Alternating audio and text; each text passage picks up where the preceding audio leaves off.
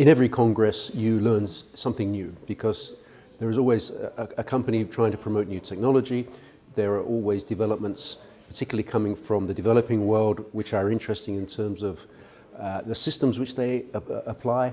And you learn also from practitioners the way in which they've optimized their collection and their management of their waste. So you always learn something. What I'm specifically interested in hearing here in Antwerp is how the world is moving, particularly developing countries are moving towards greater sustainability of their waste management systems. As you know, it's developing countries where the real waste emergency is today. Well, I mean, firstly, congresses are a success if a lot of people go to them. And I'm very, very confident a lot of people will come to the Antwerp Congress. It's been very well organized.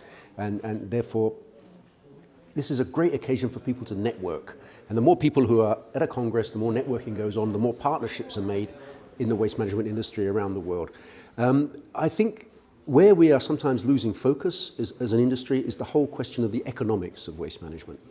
And this is essential today where we're trying to bring billions and billions of dollars of financing to developing countries to get their waste management systems up and running. And we really need to talk more about financial and economic mechanisms to make this happen. And I think that in this Congress, the program addresses that very comprehensively. There are several target groups. Of course, you want the political decision makers to attend because they are the people who are deciding how dollars are spent on the ground.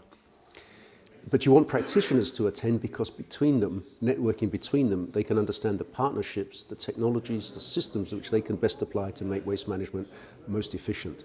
And then, of course, you want all the, the professionals, the consultants, and you want the middle-level public administrators to be there as well, so they can learn from the errors of others and they can, gain best practice knowledge. So really, it's a whole broad spectrum of people. You want journalists there as well, so they can report on it. And you want people in the communications industry because communications is essential to good waste management. This 300-page report has been 3 years in the writing, and it's a joint effort of ISWA and the United Nations Environmental Programme. It's the first time that a lot of information which we already have has been put together into one place. What does this report show? It shows the trends and the scenarios in waste management in various continents around the world, where waste management has come from or where it is going to in its future.